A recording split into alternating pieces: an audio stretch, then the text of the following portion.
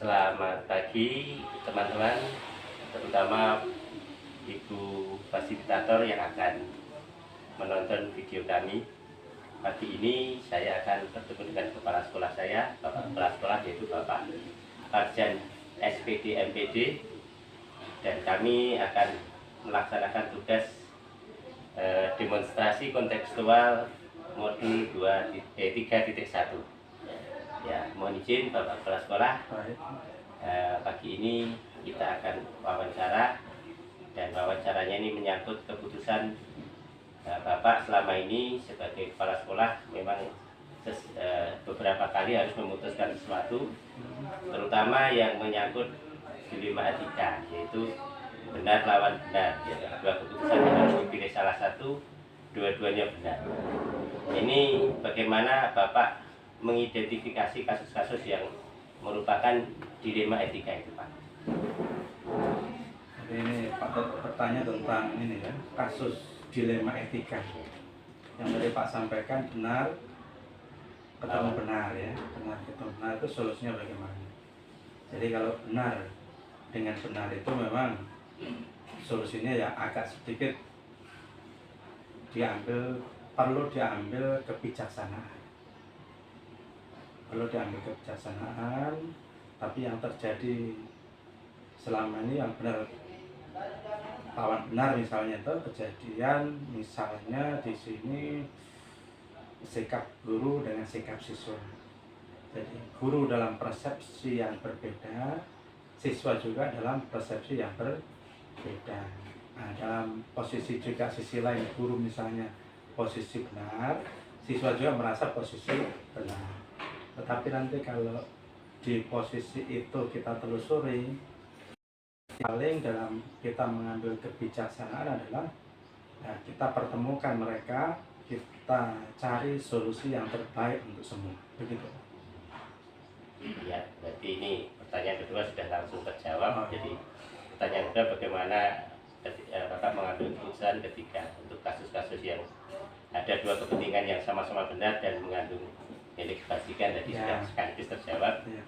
Kemudian pertanyaan berikutnya, Pak, mungkin langkah-langkah atau prosedur seperti apa yang biasa Bapak lakukan ketika akan mengambil keputusan? Tergantung kasusnya, Pak.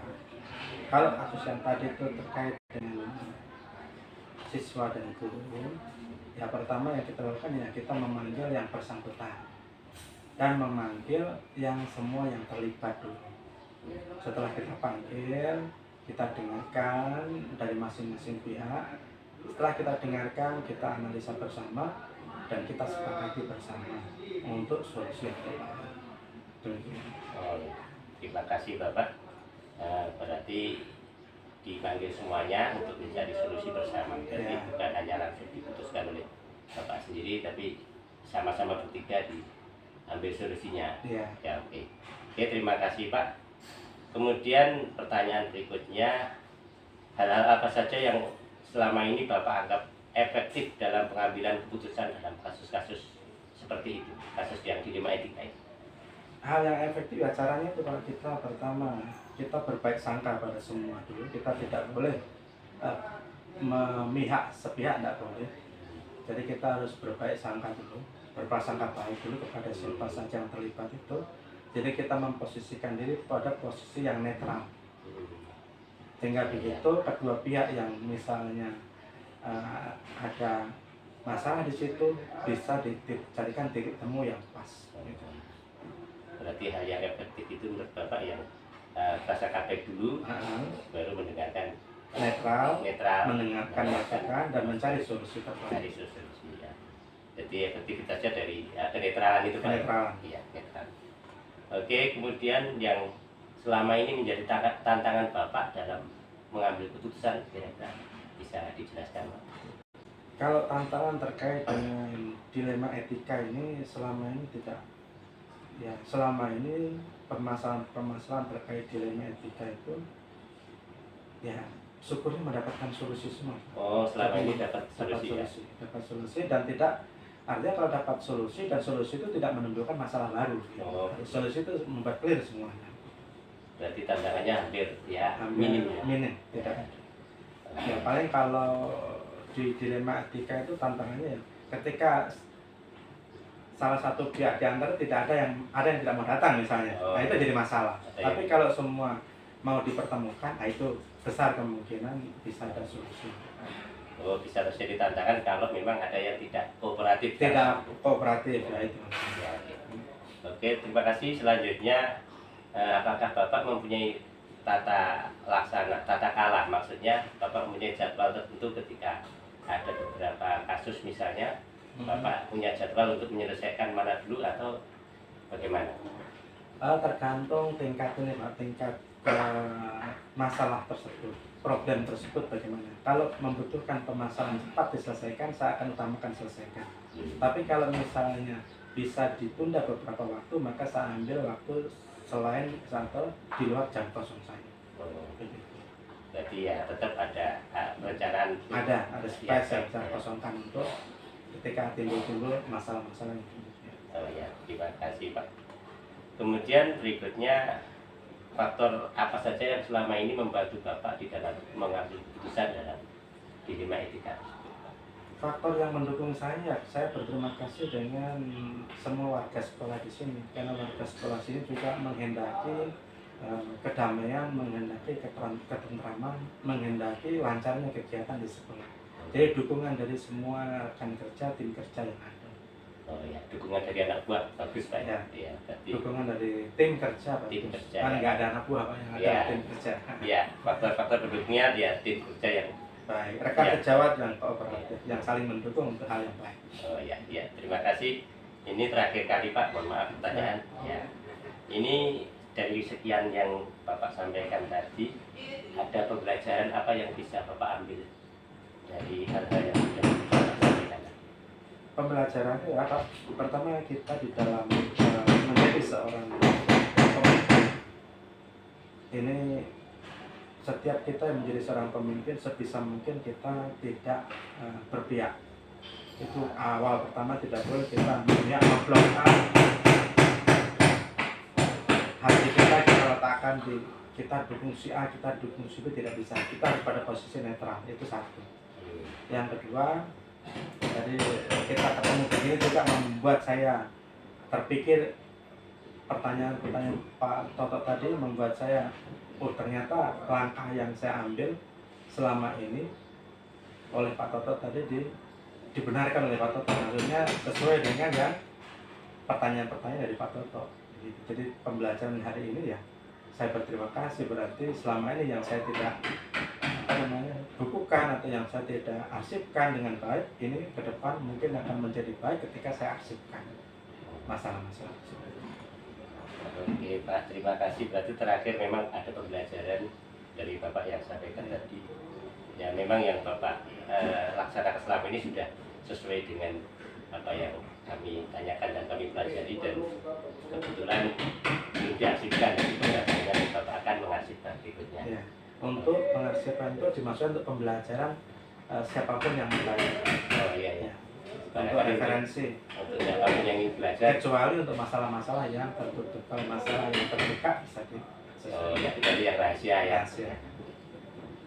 Oke, Bapak Kepala Sekolah, terima kasih atas waktunya. Mohon maaf sudah merepotkan sedikit ya. Terima kasih, mudah-mudahan Bapak selalu sukses di dalam memimpin sekolah ini. Terima kasih, sukses juga untuk Pak Puto. Ya, terima kasih. Ya, demikian Bapak Ibu, wawancara saya dengan Kepala Sekolah Rio Bapak Farjan, dan sudah terlaksana dengan baik. Selamat pagi. Baik.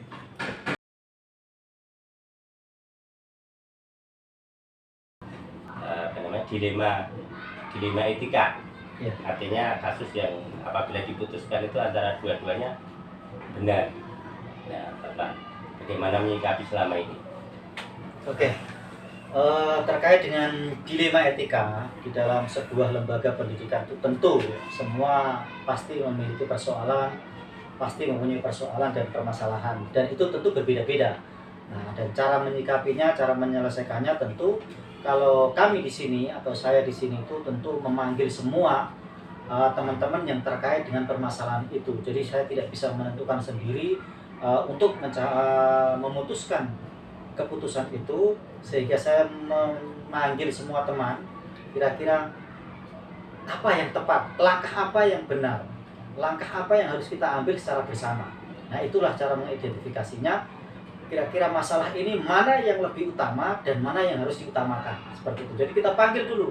Setelah kita panggil, kita analisa, oh ternyata permasalahan ini yang harus diselesaikan secara cepat, efisien, dan langsung diselesaikan. Nah, itu dengan cara memanggil teman-teman, mengumpulkannya secara musyawarah. Musyawarahkan.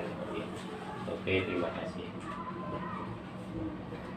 Nah, selama ini bagaimana Bapak menjalankan pengambilan keputusan di sekolah, terutama untuk di kasus-kasus yang ada dua kepentingan sama-sama benar atau mengandung kebajikan semuanya. Jadi dua-duanya benar, dua-duanya mengandung kebajikan. Nah, itu dalam hal kasus-kasus tertentu. Kira-kira bagaimana Bapak menjalankannya? Oke. Inilah sebuah dilema, ya kan? Pasti dalam sebuah permasalahan, sebuah kasus itu ada. Kita cari yang benar di antara yang benar. Kita cari yang paling benar, kan begitu. Bagaimana caranya? Ya itu tadi. Kita mengedepankan asas kebersamaan, asas musyawarah, asas bersama, sehingga dalam sebuah pengambilan keputusan itu tidak merugikan dan juga tidak mengecewakan. Nah, jadi pada dasarnya kita mengambil keputusan ketika ada dua-duanya benar, maka kita pertimbangkan mana yang paling tepat, mana yang paling benar, itu yang kita utamakan. Caranya bagaimana? Yaitu tadi dengan musyawarah. Kita gali semua bukti-bukti yang ada, ya kan? Bukti-bukti permasalahan yang ada, kemudian kita kumpulkan, kita simpulkan, baru kita ambil keputusan yang tepat untuk memilih permasalahan yang diselesaikan secara benar. Seperti itu. Jadi artinya sudah ada prosedur khusus ya? Ya. Coba kalau prosedur secara teoritis belum ada ya Pak Selamat? Ya, betul. Ya, prosedur yang ya untuk musyawarah dan semua dilibatkan. Ya. Oke, jadi prosedur teoritis memang belum ada. Kemudian hal apa yang merupakan tantangan bagi Bapak ketika menyelesaikan kasus-kasus yang berupa dilema etika? Oke. Tantangan itu pasti ada. Ya kan?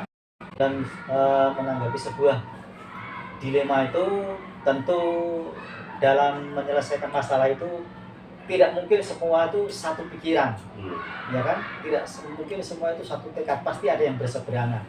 Caranya ya kita melalui pendekatan individual. Ya, setelah kita lakukan kebersamaan, ternyata masih ada yang bertentangan atau bertolak belakang dengan hasil keputusan, maka pendekatan yang kami lakukan adalah pendekatan individual. Nah, pendekatan individual itu lebih efisien, lebih efektif karena apa? Head to head. Nah, dari hati ke hati. Nah, ini yang perlu dilakukan sebetulnya. Harus intensif dilakukan pendekatan secara individual. Seperti itu, Pak Guru. Terima kasih. Ya. Lengkap sekali jawabannya. Ya. Mohon maaf, ini masih ada lanjutan. Apakah Bapak memiliki tata kala atau memiliki jadwal tertentu untuk menyelesaikan sebuah kasus di bidang pidana? Misalnya ada beberapa kasus, kira-kira Bapak mempunyai jadwal tertentu enggak? Ya, tentu dalam sebuah pendidikan pasti ada. Ya, kita terima laporan atau laporan dari kesiswaan, kemudian laporan dari OSIS, laporan dari guru BK, itu semua kita catat. Setelah kita catat, mana yang paling utama, mana yang paling harus kita dahulukan. Nah, itu harus terjadwal. Oh, misalnya setiap hari Kamis, misalnya kan, setiap hari Kamis kita lakukan identifikasi masalah. Oh, ini yang harus diselesaikan cepat. Hari Jumat kita rapat. Hari Senin baru kita selesaikan.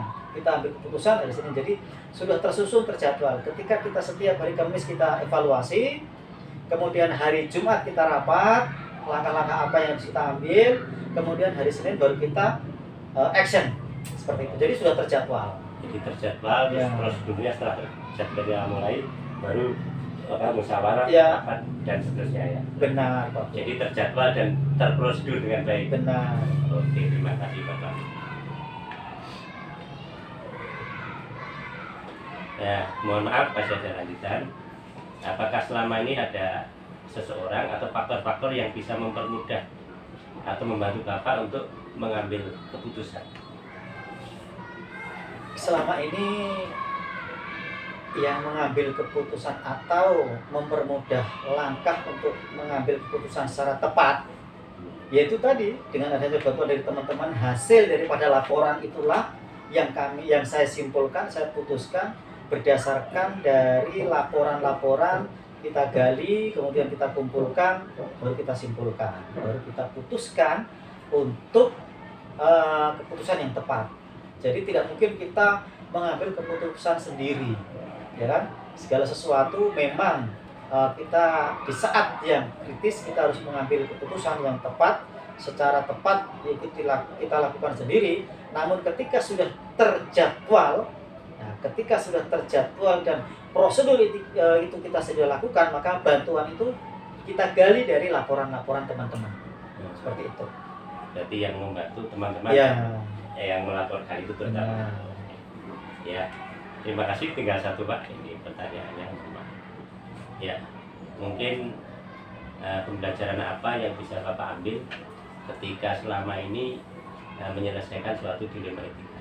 Ya, ini pelajaran ataupun pembelajaran yang sangat berharga, yaitu pengalaman.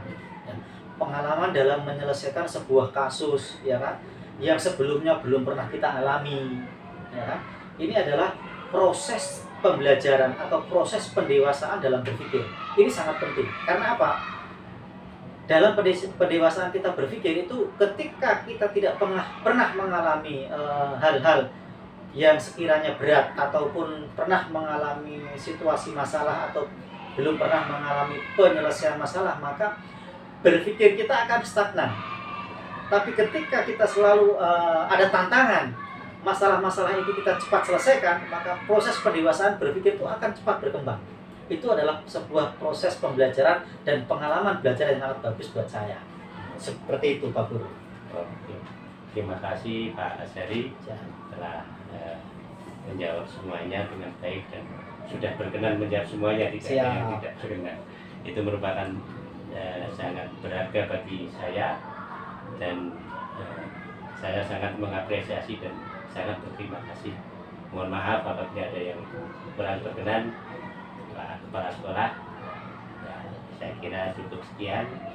Wassalamualaikum warahmatullahi wabarakatuh. Waalaikumsalam warahmatullahi wabarakatuh. Semoga sukses dan tetap sehat. Terima kasih. Amin.